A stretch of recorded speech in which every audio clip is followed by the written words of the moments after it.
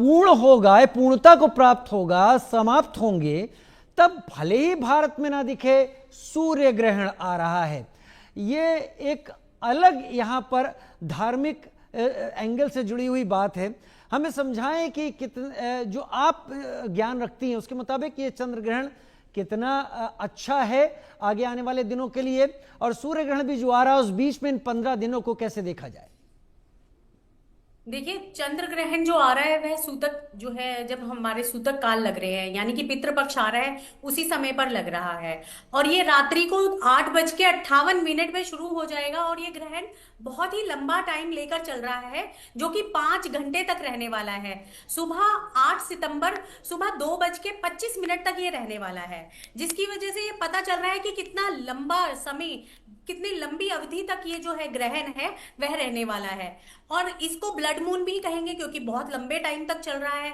और इसका जो नक्षत्र है वो भी इस समय 2 अलग अलग नक्षत्रों में रहेगा। जिस नक्षत्र में शुरू हो रहा है उसी नक्षत्र में खत्म नहीं हो रहा है। तो इसलिए इस ग्रहण को बहुत ही संभल के चलने की जरूरत है। और सबसे इंपॉर्टेंट है कि यह समय जो है ना, ये जरूरी नहीं है कि ये भारत में नहीं दिख रहा तो इसके ऊपर इफेक्ट नहीं पड़ेगा। देखिए, कहते हैं कि जब भी ग्रहण आता है तो जिस जगह पर वो ग्रहण लगता है, जिस भी देश में वह ग्रहण लगता है, उस पे 75 से 100% तक जो है उस ग्रहण का असर रहता है। लेकिन जिस जगह पर, जिस देश में वह नहीं दिख रहा है, तब भी 25% उसका असर इसके ऊपर पड़ता ही पड़ता है, उस देश पर पड़ता ही पड़ता है।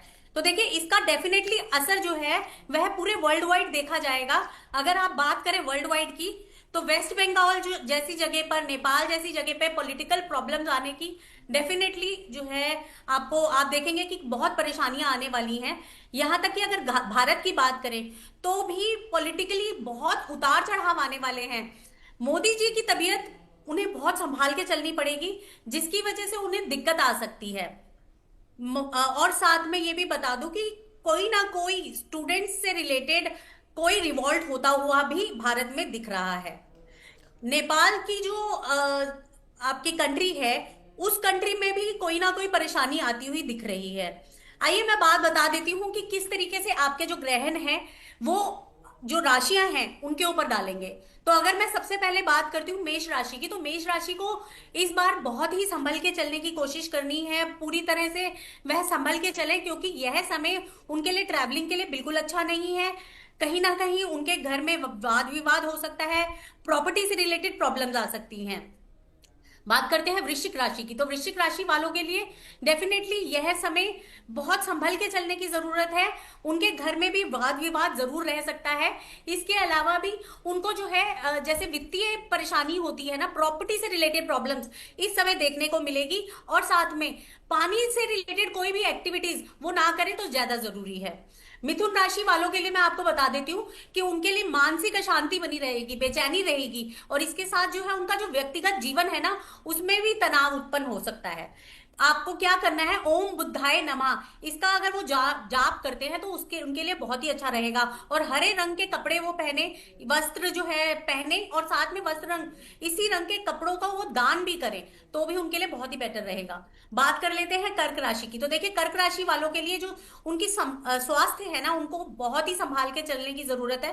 साथ में दुर्घटनाओं से बचने की जरूरत है, क्योंकि इस समय पर ये ग्रहण का जो असर रहता है ना, ये 60 से 90 दिन तक रहने वाला है। तो इसलिए ये कोशिश करें कि दुर्घटनाओं से बचें। ड्राइव करते हुए बहुत ही संभल के ड्राइव करें, ये सब चीजें बहुत जरूरी हैं। अगर मैं बात करती हूँ कर्क राशि की, तो देखिए उनको जो है यात्राओं से बचना है। इस टाइम पे ट्रैवलिंग उनके लिए बिल्कुल अच्छी नहीं है। कोशिश करें उसको डिले कर दें, ये ज्यादा बेटर रहेगा।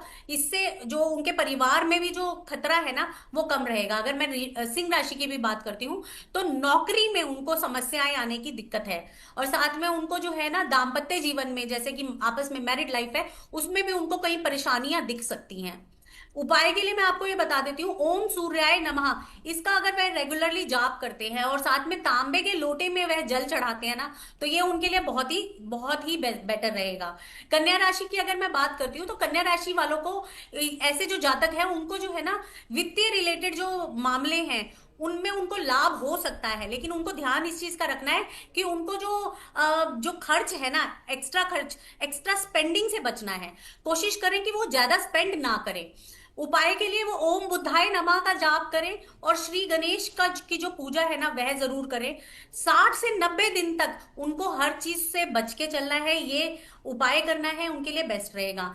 तुला राशि की मैं अगर बात करती हूँ तो तुला राशि वालों को जो उनके संतान से रिलेटेड प्रॉब्लम्स है वो आने की जो है पूरी समस्याएं बनेंगी, और साथ में इन समस्याओं के साथ साथ उनको मानसिक तनाव भी रह सकता है, जिसकी वजह से उन्हें परेशानी रहेगी, परिवार में झगड़े रह सकते हैं। ओम शुक्राय नमः का अगर ये उपाय करेंगे, अगर वह ये मंत्र जाप करेंगे तो उनके लिए बहुत ही बेटर रहेगा। और उनके बच्चे भी जो है उनको बच्चों को थोड़ा सा वो प्रोत्साहित करें, उनके साथ नेगेटिव ना हो। उसके अलावा अगर मैं वृश्चिक राशि की बात करती हूँ तो देखिए वृश्चिक राशि वालों के लिए ना ये समय स्वास्थ्य से रिलेटेड बचने का है। कोशिश करें कि अपने स्वास्थ्य को ध्यान रखें, और साथ में कुछ भी बाहर का उल्टा पुल्टा ना खाएं, वो भी बहुत जरूरी है, क्योंकि उनको फूड से रिलेटेड प्रॉब्लम आ सकती है। अगर वो ओम मंगलाय नमः का जाप करते हैं उनके लिए बहुत ही बेटर रहेगा, और साथ में पितरों का तर्पण जरूर करें। धनु राशि वालों के लिए ये बहुत इंपॉर्टेंट है कि ये समय वो जो है ना, इनको शुभ समाचार तो मिलेगा ही मिलेगा, लेकिन कहीं ना कहीं उनको अपने खर्चों से बचाना है। कोई पुराने काम उनके जो है रुके हुए काम है वो बनेंगे।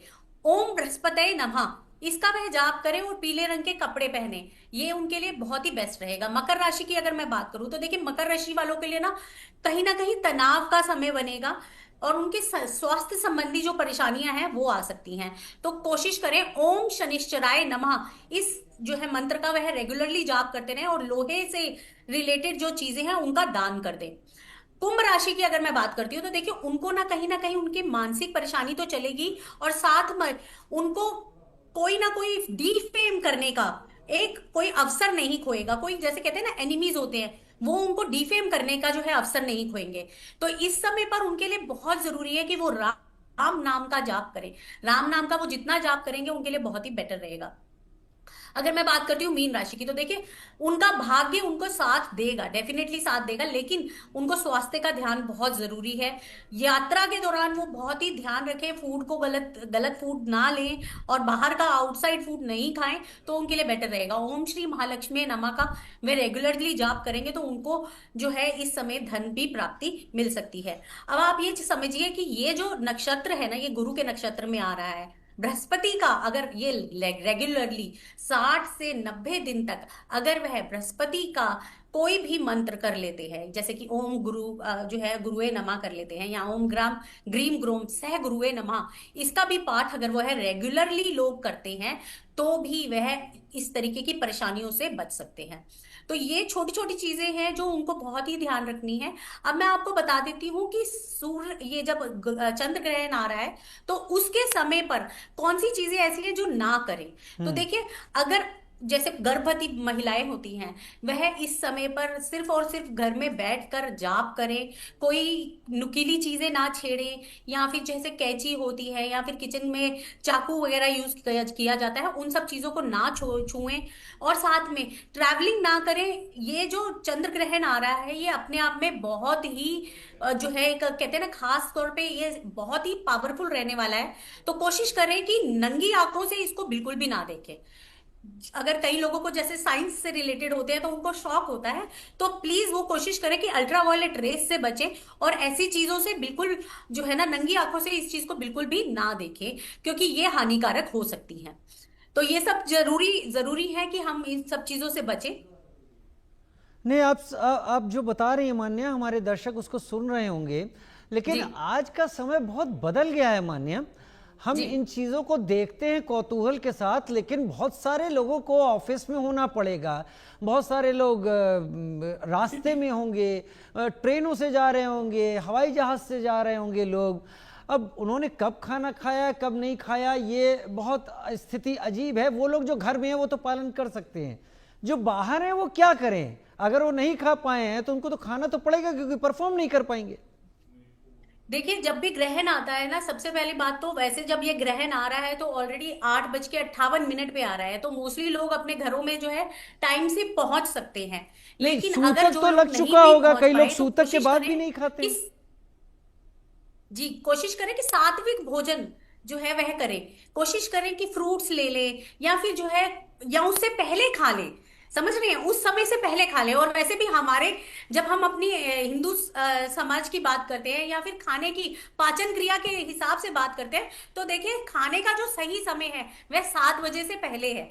तो अगर वो पहले खा लेंगे तो ठीक क्योंकि है। इसमें से भी देखिए, जब चंद्र ग्रहण लग रहा है तो भी बहुत सारी अलग अलग रेस जो है निकलेंगी, तो वो कहीं ना कहीं आपके स्टमक पे असर डालती हैं। इसीलिए जैसे मैंने मान्या, आपको मान्या बहुत राशि के हिसाब से धन्यवाद। भी मान्या, बताया, समय मेरे पास जो कम है। कि आपने जो तामसिक जानकारी राशियों दी की। दर्शकों ने उसे सुना लेकर अच्छी जानकारी मान्या जी के पास है।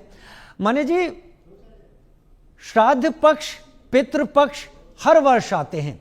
ये पहली बार श्राद्ध पक्ष इस तरीके का आ रहा है जिसकी शुरुआत एक चंद्र ग्रहण के साथ हो रही है, जिसमें हम शुरू में ही सूतक काल में रहेंगे।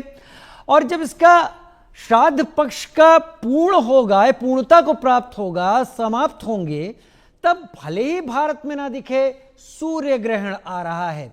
ये एक अलग यहां पर धार्मिक एंगल से जुड़ी हुई बात है। हमें समझाएं कि कितने जो आप ज्ञान रखती हैं उसके मुताबिक ये चंद्र ग्रहण कितना अच्छा है आगे आने वाले दिनों के लिए, और सूर्य ग्रहण भी जो आ रहा है उस बीच में इन 15 दिनों को कैसे देखा जाए? देखिए, चंद्र ग्रहण जो आ रहा है वह